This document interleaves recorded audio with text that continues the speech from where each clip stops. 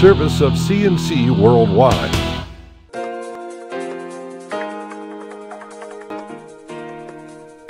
The Daily is a service of CNC and Jib Jab Greetings. I'm Bud Lowell. Your full AccuWeather forecast is always on top on your CNC local page. Freeze watch in effect from late Thursday night through Friday morning per the National Weather Service. The town of Irondequoit is moving to stop boaters from gathering offshore in an area that's become popular for day-long floating parties in the warm weather months. The town board plans a public hearing Tuesday evening at 7:30 on a change to the Irondequoit boating ordinance. It says no vessel may be anchored, moored, adrift, joined together with any other vessel, or not underway within the following described area of Lake Ontario, and then it goes on to name the waters between the west side of the Irondequoit Bay outlet to 186 Lake Bluff Road. That's about a half mile of shoreline. Here's the Google Earth satellite view of the area. It includes Marge's Lakeside Inn and other businesses, as well as many private homes. Boaters within this zone would have to stay at least 450 feet away from the shoreline or be ticketed. People who own lakeshore property along that stretch and their guests would be exempt, but they would still not be allowed to have more than 3 vessels anchored or tied up together in that zone at any given time. Property owners in the area have been conflicting with boaters who tie their boats together and hang out just offshore. We checked with the New York State Department of Environmental Conservation. It says navigable waterways should be open for passage, and it sided with boaters in one past case in the Adirondacks when shoreline property owners tried to declare the boaters to be trespassers. But New York State law is not clear on this issue, and there are no definitive laws or regulations in place. The New York State Department of Transportation says construction has begun on a $4.9 million project to increase safety and relieve traffic congestion at the interchange of I-590 and Winton Road in the town of Brighton. Lane closures are expected to begin May 1st. Sealand of Rush will build a new diverging diamond intersection, the first of its kind in New York State. So what's a diverging diamond? It makes traffic on the intersecting road switch briefly to the opposite side, and that lets drivers on and off the 590 without having to turn left across traffic on Winton Road.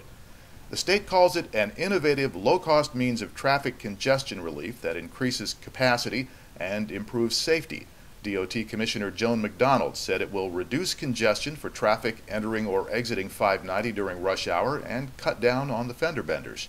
NYSDOT will hold a public information meeting next Thursday night at the French Road Elementary School in Brighton to answer your questions about the DDI and the project. The new interchange is expected to open to traffic in August. Finishing touches will continue until November. State Attorney General Eric Schneiderman has established a Conviction Review Bureau in his office to address issues related to wrongful convictions across New York State. The Bureau will work with law enforcement across the state to make sure New York's justice system convicts the real perpetrators of crimes while preventing innocent people from being convicted of crimes they did not commit. Attorney General Schneiderman said there's only one person who wins when the wrong person is convicted of a crime, and that's the real perpetrator. Schneiderman says his office will work with district attorneys across the state to investigate DNA and other compelling claims of innocence. Rochester police have confirmed that the man killed in Monday's triple shooting on Dayton Street was 22-year-old community anti-violence activist Lawrence Richardson. Police identified the other victims as 23-year-old Kenneth Mitchell and 18-year-old Clifford Gardner. All 3 men were shot by a male suspect who walked past them, then pulled a gun and started firing. The victims were taken to Strong Memorial Hospital, where Richardson was pronounced dead. Gardner and Mitchell are in guarded condition. Police say they don't believe this was a random shooting. They're asking for anyone with information to call 911. If you're driving into the city, be advised 2 more of those red light enforcement cameras are watching Rochester intersections. The new ones are at Monroe Avenue and Alexander Street, and Goodman and Clifford.